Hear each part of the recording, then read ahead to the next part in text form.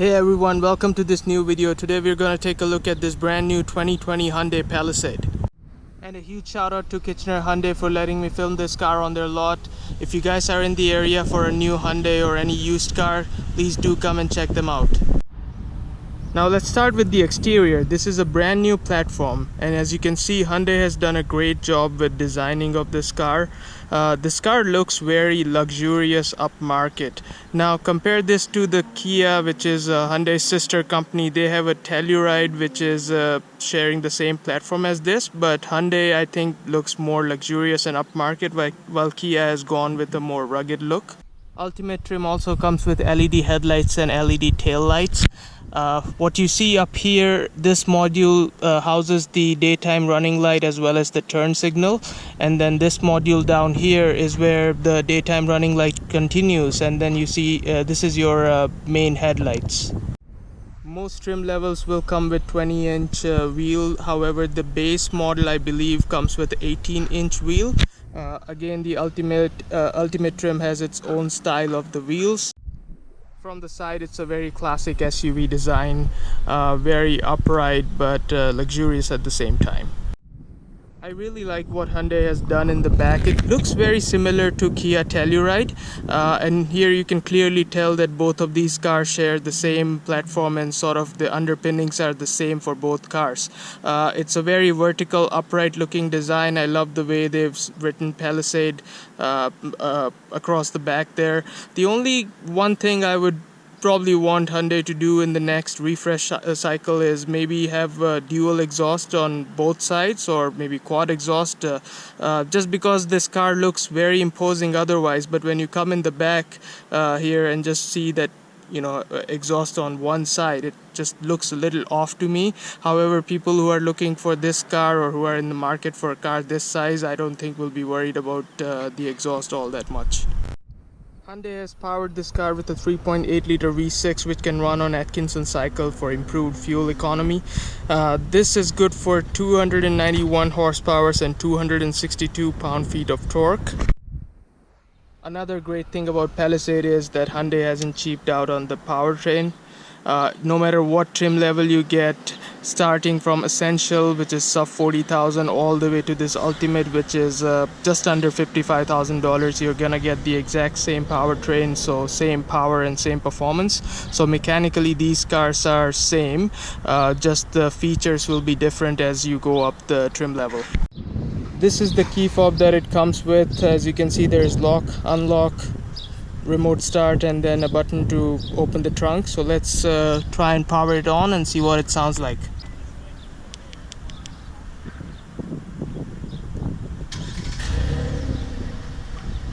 There you go. There isn't a whole lot of sound which you expect from these kind of cars, because this is supposed to be a luxurious and comfy car, not something that will make too much noise. And then to turn it off, you just hold it again, and there you go. So now it's time to go in and check out the interior. So let's see what's in here. Now look at this interior, guys. I have to say Hyundai has done an amazing job with this interior, especially with this ultimate trim level. The seats are Napa leather, so it's upgraded leather. You're not gonna find it in lower trim levels than this. This is a leather wrap steering wheel right here. So I'm gonna jump in and then we're gonna take a look at some of the features that I think are amazing for this class. Before we jump in, take a look at this door trim. There is some really nice soft touch materials where your arm would rest. Then there is this black trim, some stitching, high quality switches, really nice looking Herman Kardon grille. And then when you go inside, okay, so you're welcome with this leather wrap steering wheel, very standard looking Hyundai wheel. It also comes with pedal shifter, surprisingly. I don't know how many people will use it, but it's there if you have to use it. Now let's focus on the instrument cluster, which is a digital screen. It's only available in the Ultimate trim level, which is the top of the line, and I don't think it's offered in the Kia Telluride at all. Now this is in comfort mode right now, so this is the drive or terrain selector. So let's say I'm going to switch into eco, and when you do that, I believe it changes color. Yes, so now it's green, and then when you turn it to sports, it turns red. And then there is a smart mode, which I think is going to be the most popular, because smart mode will change as per your driving preference. So if you want to drive fast, it'll put it in the sports mode. If you're driving more economically, it'll put it in the eco mode. So I think most people will just leave it in the smart mode and let the car do the thinking. Then there is terrain mode as well, where you can select snow, mud and sand. So the computer will program the car for the best performance depending on what you select there. Then we have a 10.25-inch screen here. It's a very high resolution screen and a very nice looking display, I must say. And the way they have integrated it into the instrument cluster, it almost reminds me of Mercedes, which again is not a bad thing at all. There are a couple of interesting features in this head unit. So the driver talk, when you press that, and when whatever you say here is amplified in the back, so passengers in the back can hear you clearly. Then there is quiet mode, which when you turn on, it quiets the speakers in the back. So if you have some passengers or kids sleeping in the back, it won't disturb them. I think that this is still on because I can hear my voice, so let's just end that. It's a very snappy and fast performing head unit, and again a very high definition. I especially love the black background, which kind of fits with the whole head unit here. There are some quick select buttons here for map, navigation, radio, media. This is your hazard lights. Then for tuning radio, there is a physical knob. There is a volume up and down knob, which is again a good thing to have. Very solid feeling air vents here. Very nice finish. This is your push engine start stop button. Very quiet inside when the car is idling. You can barely hear any engine noise or feel any vibrations here. So Hyundai has done a great job in terms of isolating the outside noise or engine noise in the car. Now take a look at the center stack. You have your dual zone climate control, your standard AC controls there. Then this is something sort of unique to Hyundai, which Kia doesn't do in their Telluride. So they've got rid of the traditional gear selector and instead has gone with the switches, where you just park, reverse, neutral, or put the car on drive. There's your auto hold. So the benefit of this is that it sort of opens up some space underneath. So if you want to leave some small item, you can, because there is no mechanical connector with the gear. And then this is your heated and ventilated seat control. There is also heated steering wheel. Then you also have your hill descent control, your surround view monitor, your parking sensors. So when you put the car in reverse, you can see that there is a 360-degree camera, and it's a very high resolution camera as well. You can select different viewing angles according to the situation. You can adjust the brightness. So a very, very functional 360-degree camera. If there is one thing I would probably like to see changed here is maybe make the different switches a little different textured, because honestly, unless you see here, you don't really know what you're pressing. But I guess you just take a week or so and get used to the switches. Looking at the steering wheel, you have your standard media control as well as the controls for your adaptive cruise. Right here you have a switch for your trunk as well as the electronic parking brake. You can turn on or off your blind spot monitoring system or your lane keep assist system.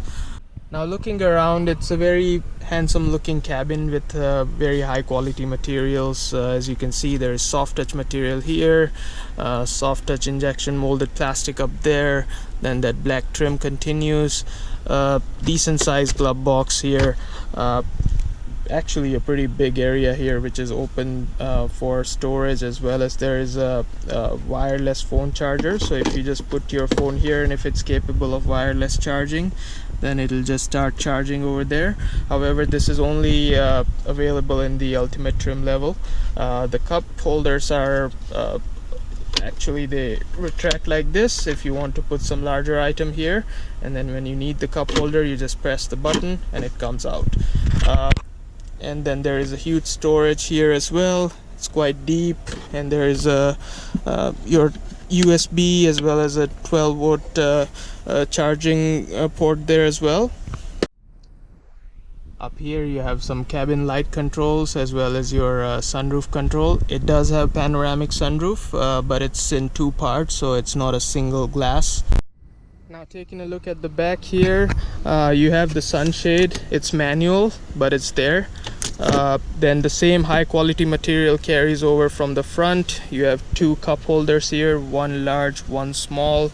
Then again the same quality leather. Now in the ultimate trim you can't get the bench seat, so you're stuck with the 7-seat configuration. So it has the two captain's chair here, and then 3 people bench back there.